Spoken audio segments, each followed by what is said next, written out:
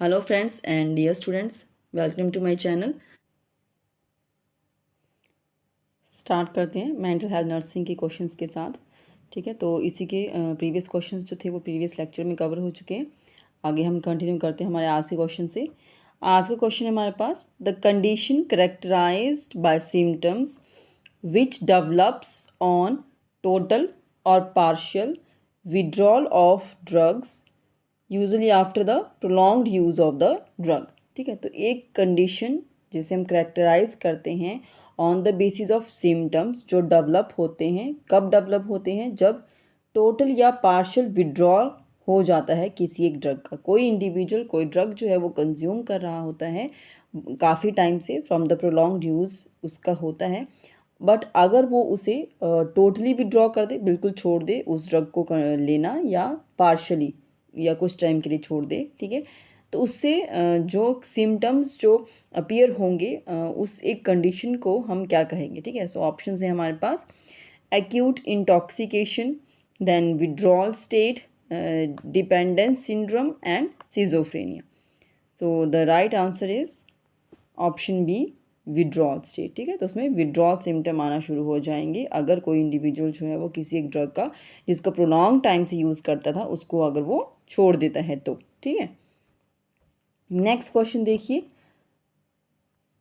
The condition in which the use of a substance takes on a much higher priority than other behaviour. ठीक है, कोई individual, हम बहुत सारे behaviours होते हैं, ठीक है, बट अगर सभी बिहेवियर्स में सबसे टॉप प्रायोरिटी अगर आपकी बनती है कि आपको कोई सब्सटेंस का यूज़ करना ही करना है, ठीक है, सो दैट पर्टिकुलर जो condition is known as acute intoxication, withdrawal state, dependence syndrome या सिजोफ्रेनिया। ठीक है, so the right answer is dependence syndrome. क्यों? क्योंकि उसकी बॉडी टोटली डिपेंडेंट हो चुकी है उस एक सब्सटेंस के ऊपर, उसको वो कंज्यूम करना ही करना है on the top most priority other than the other behaviours. ठीक है, आगे देखिए, नेक्स्ट क्वेश्चन है हमारे पास, in following which is an etiological factor of substance use disorder. ठीक है, तो इटियोलॉजिकल फैक्टर क्या बनता है सब्सटेंस यूज़ का। हमने अभी डिस्कस ये क्वेश्चन की इंडिविजुअल जो है वो सब्सटेंस अब्यूज़ कर रहे हैं, ठीक है, उनको छोड़ रहे हैं,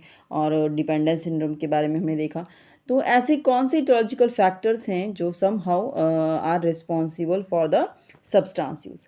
ठीक है, ऑप्शन है हमारे पास, family history of the substance use disorder, अगर फैमिली में कोई कंटिन्यूसली कोई चीज़ यूज़ कर रहा है सब्सटेंस, दैट में भी कुछ भी हो सकता है, कोई अल्कोहल का डिपेंडेंस हो सकता है, कोई ड्रग कंज्यूम कर रहा है, ठीक है, कुछ भी उन चीज़ों में, ठीक है, तो वो हो सकती है कि फैमिली हिस्ट्री से ही चलता आ रहा है। ठीक है, देन पुअर इम्पल्स कंट्रोल, एक इंडिविजुअल का उसके सेंसेस के ऊपर कोई कंट्रोल ही नहीं है, दिल करता है तो वो इन चीज़ों को कंज्यूम करना स्टार्ट कर देते हैं। ठीक है, पीयर प्रेशर, ठीक है, फ्रेंड सर्कल ही ऐसा है, फ्रेंड्स एसोसिएशन ऐसी बन चुकी है जो खुद भी ड्रिंक करेंगे, दूसरों को भी साथ में बिठाएंगे कि आप भी हमारे साथ आ जाओ, कम अंडर, वो उस तरीके का प्रेशर वहाँ पे एक्सर्ट करते हैं। ठीक है, ऑल ऑफ द अबव, ये सभी सिचुएशंस जो हैं समहाउ रिस्पॉन्सिबल हैं for the substance use. So these all are the etiological factors which are responsible for the substance use. ठीक है, सो हमारे पास ऑप्शन जो राइट है that is the all of the above.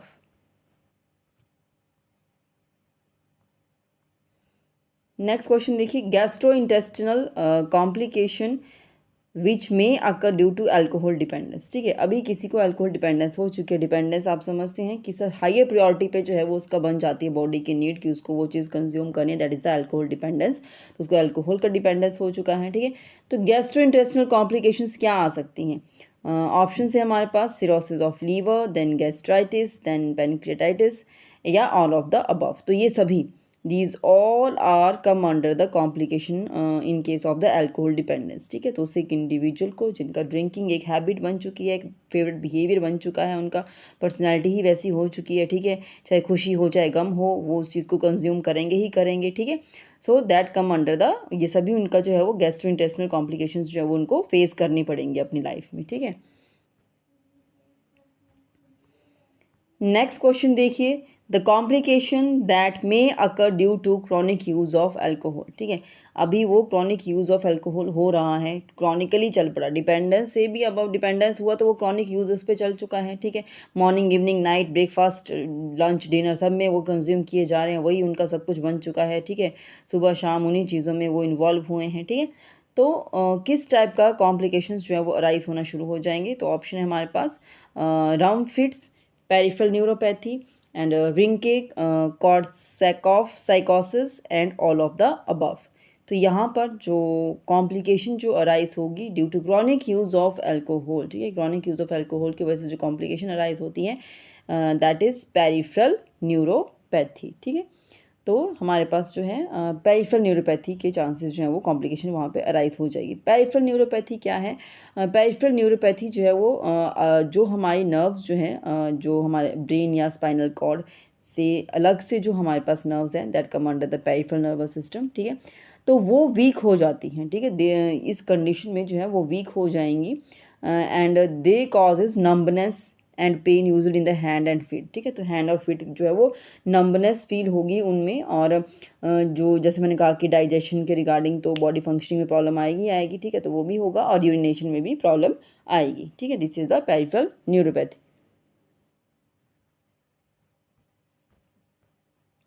Rum fits क्या है? रम means आपका alcohol से वर्ड आया है रम।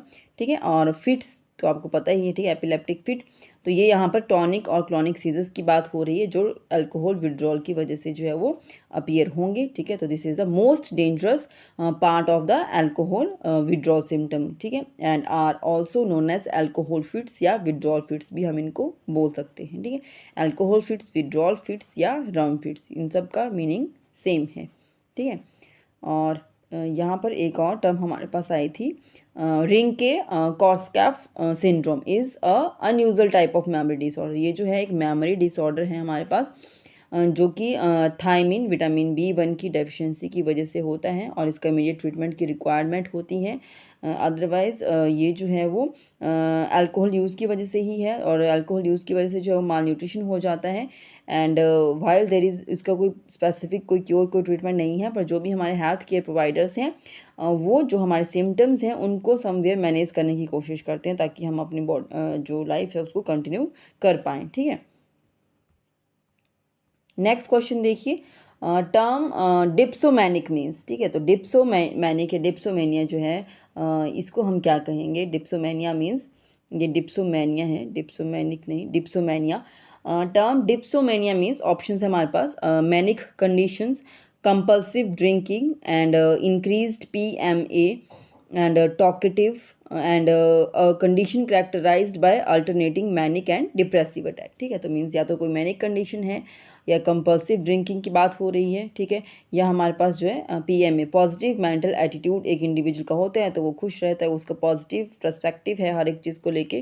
ठीक है, और एक ऐसी कंडीशन जहाँ पे अल्टरनेटिंग एपिसोड उसको फील कर रहा है वो मेनिया और डिप्रेशन के। ठीक है, तो term dipsomania means compulsive drinking. ठीक है, तो उसका वो जो जिनको कंपल्सिव ड्रिंकिंग पीनी ही पड़ेगी। ठीक है, अदरवाइज़ वो उनकी बॉडी ढंग से फंक्शन भी नहीं कर पाएगी, वो अच्छे से बात नहीं कर पाएंगे, चल नहीं पाएंगे, सोच नहीं पाएंगे, बोल नहीं पाएंगे, कुछ भी नहीं कर पाएगी उनकी बॉडी।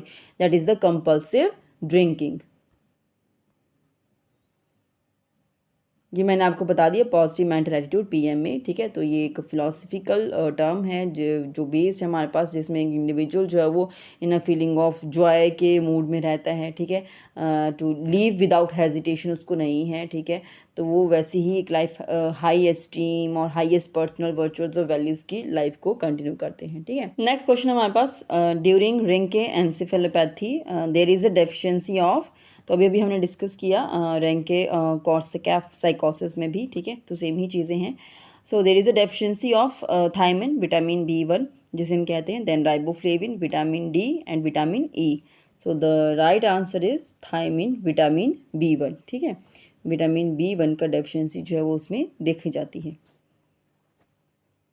ये यहाँ पर गलत है, इसमें जो है वो हमारे पास विटामिन B1 है। ठीक है, तो आगे चलते हैं हमारे नेक्स्ट क्वेश्चन की तरफ। इन following which is not a withdrawal symptom of alcohol. ठीक है, तो जो हमारे पास ऑप्शंस दी गई हैं इनमें से जो है कोई एक जो है वो विड्रॉल सिम्टम नहीं है अल्कोहल का, रिमेनिंग जो है वो सभी हैं। ठीक है, तो अभी आपको कुछ क्लियर भी हो चुका होगा, तो काफ़ी टाइम से जो है प्रीवियस क्वेश्चन से हम ये चीज़ें डिस्कस करते आ रहे हैं।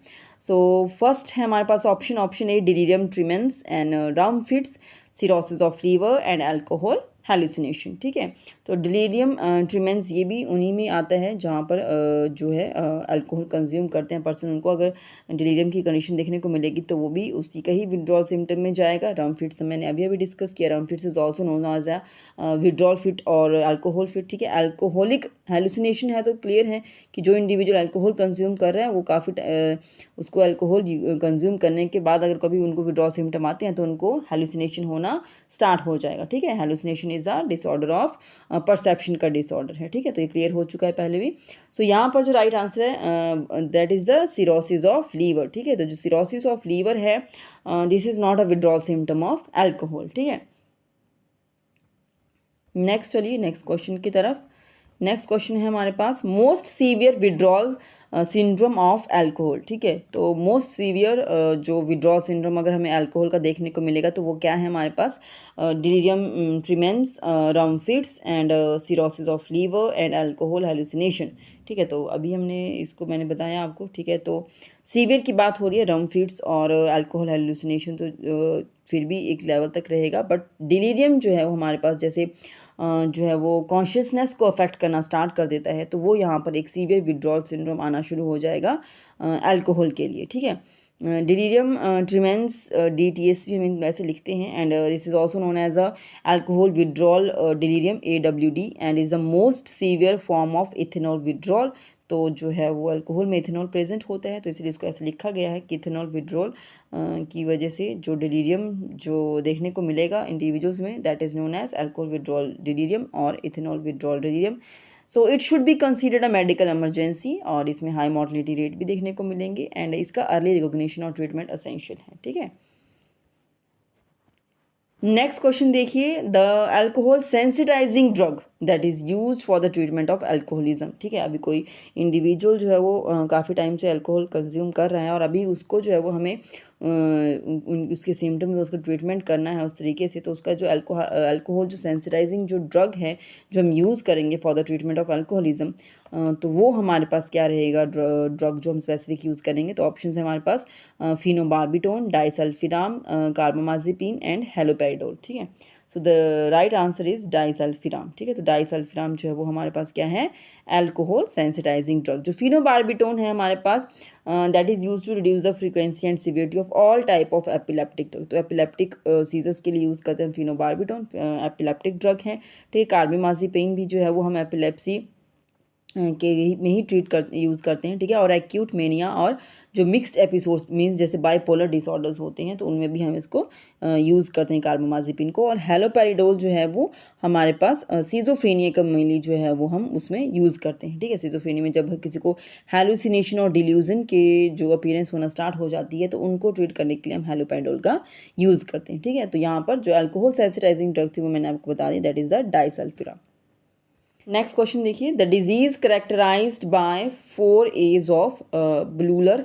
तो ब्लूलर जो थे हमारे पास जो साइकोलॉजिस्ट, तो उनका जो उन्होंने किसी कंडीशन को करेक्टराइज करने के लिए 4 फीचर्स दिए थे जिनको हम स्टार्ट करते थे ए से। ठीक है, तो एक निमोनिक टाइप का उन्होंने बनाया था, तो वो किसी कंडीशन के लिए दिए गए थे। तो ऑप्शन है हमारे पास MDP, OCD, schizophrenia and delirium. ठीक है, तो MDP मीन्स मैनिक डिप्रेसिव साइकोसिस। ठीक है, तो MDP क्या होता है, मैनिक डिप्रेसिव साइकोसिस। ठीक है, साइकोटिक डिसऑर्डर्स में मेनिया और डिप्रेशन एक साथ में देखने को मिलेंगे, दोनों के उसको एपिसोड्स आते हैं, that is a manic depressive साइकोसिस and OCD obsessive compulsive disorder, schizophrenia and delirium. ठीक है, तो राइट आंसर इसका क्या बनता है हमारे पास, सिजोफ्रेनिया। सिजोफ्रेनिया को जो है वो हम कैरेक्टराइज करते हैं बाय यूजिंग द 4 A's। ठीक है, वो 4 A's क्या है वो आगे क्वेश्चंस में भी आपको अभी बताती हूँ मैं आगे चल के। ठीक है, तो नेक्स्ट देखिए, नेक्स्ट क्वेश्चन क्या है हमारे पास, in following which is not included in the 4 A's of schizophrenia. अभी क्लियर हो गया कि जो 4 A's ऑफ ब्लूरल जो ब्लूरल ने जो दिए थे वो सिजोफ्रेनिया में थे, अभी कौन सा नहीं है उसमें। ठीक है, तो ऑप्शन है हमारे पास ambivalence, autism, anxiety and association, disorder, ठीक है। तो क्या नहीं है वो क्वेश्चन पूछा गया है, तो right answer is the anxiety. That means कि 4 A's में हमारे पास 3 A तो आपको पता चल गया, एम्बिवलेंस, ऑटिज्म एंड एसोसिएशन डिसऑर्डर, ठीक है। कोई एक इसमें और ऐड होगा, वो आगे क्वेश्चन में बताते हैं आपको। नेक्स्ट है 4 A's ऑफ सिजोफ्रेनिया आर, ठीक है। तो अभी आपको थोड़ा सा आइडिया इसमें लग चुका है। ऑप्शन है हमारे पास anxiety, ambivalence, autism, affect disorder. तो मैंने आपको अभी बताया कि एंग्जाइटी इसमें नहीं है, तो ये आपका वैसे ही ऑप्शन कट हो जाएगा, ठीक है। देन सेकंड ऑप्शन हमारे पास है amnesia, anxiety, autism and affect disturbance. Again anxiety आएगा, तो अगेन ये आपका आंसर नहीं बनेगा। Then amnesia, anxiety, autism and ambivalence, ठीक है। तो ये अगेन यहाँ पर एंग्जाइटी आ गया, तो ये भी आपका आंसर नहीं बनेगा, ठीक है। तो जैसे आपको प्रीवियस क्वेश्चन का आंसर क्लियर हुआ ना यहाँ पे एंग्जाइटी, तो ये तीनों ऑप्शन तो आपकी वैसे ही कट हो जाती हैं, ठीक है। तो लास्ट ऑप्शन हमारे पास रिमेनिंग है autism, ambivalence, affect disturbance and association disturbance, ठीक है। तो राइट आंसर क्या है हमारे पास, option D, that is the autism, ठीक है। तो उसमें ऑटिज्म है। ऑटिज्म का इन डिटेल आप मेरे लेक्चर सुन सकते हैं। और एम्बिवलेंस में जो है एक सिंगल टाइम पर एक ही सिचुएशन के लिए इंडिविजुअल को 2 डिफरेंट टाइप्स के वो इमोशन शो करता है, ठीक है। जैसे मैनिक जो है वो भी शो करेगा और डिप्रेसिव भी शो करता है। 2 डिफरेंट टाइप की पर्सनैलिटी शो करेगा एक कंडीशन के लिए, दैट इज़ द एम्बिवलेंस, ठीक है। और अफेक्ट डिस्टर्बेंस है, उसके इमोशंस अफेक्ट हो चुके हैं, किस सिचुएशन में कैसे रिएक्ट करना है, he doesn't know how to react, ठीक है। देन एसोसिएशन डिस्टर्बेंस, ठीक है। तो उसका एसोसिएशन भी, वर्ड एसोसिएशन है, किस थिंग के साथ क्या मीनिंग क्लियर होना, वो सब चीज़ें उसका डिस्टर्ब हो जाती हैं। These all are the 4 A's of the schizophrenia.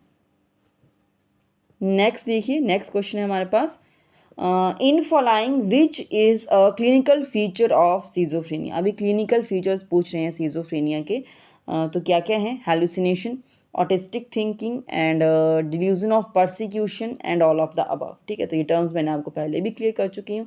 तो यहाँ पर जो right answer that is the all of the above. Hallucination होती है, ऑटिस्टिक थिंकिंग हो जाती है एंड डिल्यूजन ऑफ परसिक्यूशन, ठीक है।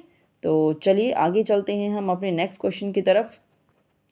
नेक्स्ट क्वेश्चन है हमारे पास, a patient uses newly formed words. एक पेशेंट है जो नए नए वर्ड यूज़ करते हैं, ठीक है। Whose explanation can not be understand. उन वर्ड्स का क्या मीनिंग है वो आप किसी भी डिक्शनरी में उनका मीनिंग नहीं निकाल सकते कि एग्जैक्टली इस वर्ड का मीनिंग क्या होता है, ठीक है।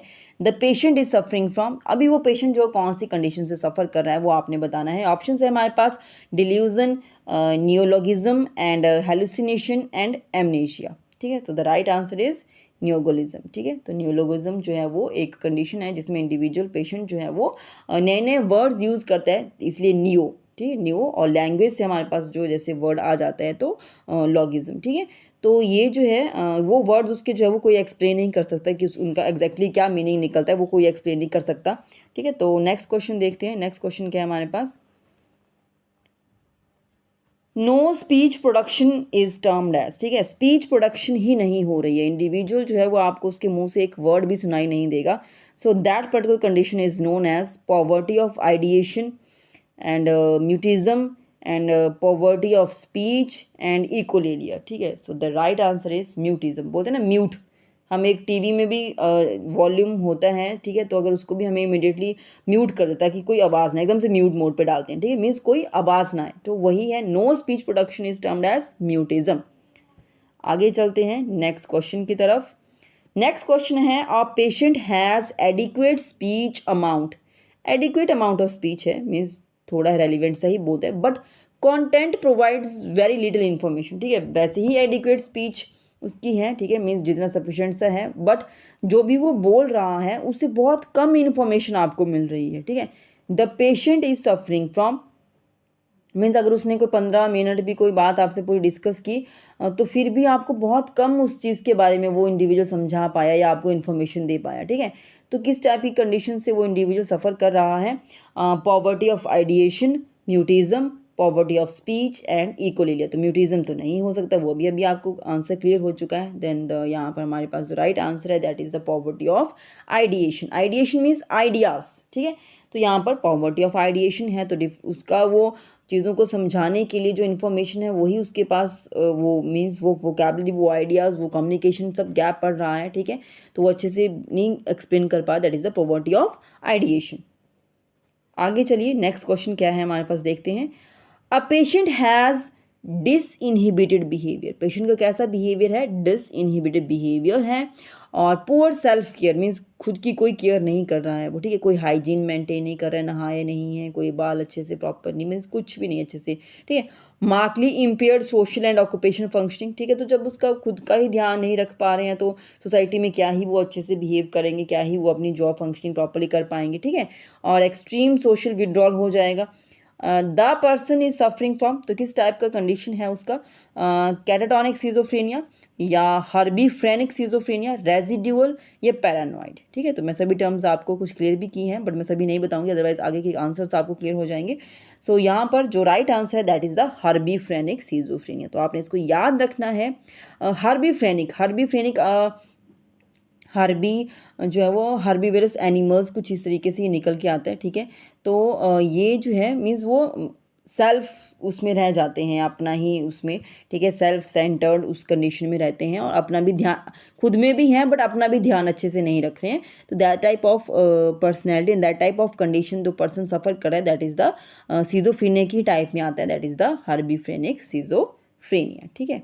आगे चलते हैं नेक्स्ट क्वेश्चन की तरफ। नेक्स्ट क्वेश्चन क्या है हमारे पास, रिड्यूस्ड स्पीच प्रोडक्शन, ठीक है। तो स्पीच के बारे में अभी हमने दो तरीके से क्वेश्चन डिस्कस किए कि no speech production then that is mutism, ठीक है। तो नो स्पीच में क्या था हमारे पास, म्यूटिज्म था, ठीक है। देन था कि पेशेंट जो इंडिविजुअल है उसका जो एडिक्वेट स्पीच अमाउंट है बट जो कंटेंट वो प्रोवाइड कर रहा है उसे बहुत कम इन्फॉर्मेशन मिल रही है, तो वो भी आपका क्लियर हो गया, पॉवर्टी ऑफ आइडिएशन। तो ये दोनों ही ऑप्शन यहाँ पर कट हो जाते हैं, इक्वली वैसे ही नहीं आता क्योंकि यहाँ पे हम जो है वो रेपिटेशन की बात करते हैं। तो यहाँ पर क्या हो रहा है, रिड्यूस्ड स्पीच प्रोडक्शन है, तो यहाँ पर क्या है, स्पीच का ही पॉवर्टी हो चुकी है, ठीक है। तो पॉवर्टी ऑफ स्पीच, ठीक है। आगे चलिए नेक्स्ट क्वेश्चन की तरफ।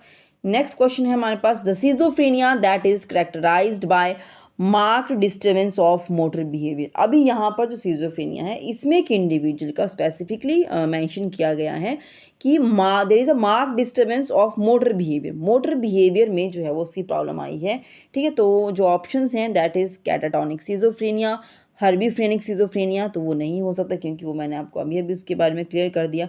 देन हमारे पास residual schizophrenia and paranoid schizophrenia, ठीक है। तो यहाँ पर क्या है, स्पेसिफिकली मोटर की बात की गई है, तो हमारे पास क्या आंसर आएगा, that is the catatonic schizophrenia. Catatonic जो है वो ये जो वर्ड है ये होता है मीन्स जस्ट स्टूप्रस टाइप का, मीन्स रिजिड टाइप की जो है वो एक इंडिविजुअल की पोजीशन अपना पोस्चर वो उस तरीके का रखता है, ठीक है। सो ये हो गया हमारे पास जो है वो कैटाटोनिक सीजोफ्रेनिया, ठीक है। तो ऐसे ही और क्वेश्चंस जो हैं वो मेरे और वीडियो लेक्चर्स में आगे मैं कंटिन्यू करती रहूँगी मेंटल हेल्थ नर्सिंग के, ठीक है। प्रीवियस लेक्चर्स में मैं पीडियाट्रिक के और कम्युनिटी के लेक्चर्स कवर कर चुकी हूँ, ठीक है। आने वाले में जो वीडियोस हैं उनमें मैं आपका मिडवाइफरी का, ठीक है, वो भी मीन्स ओबीजी का भी कवर करूँगी, ठीक है। मेडिकल सर्जिकल फंडामेंटल अनाटमी ये सभी कवर होंगे।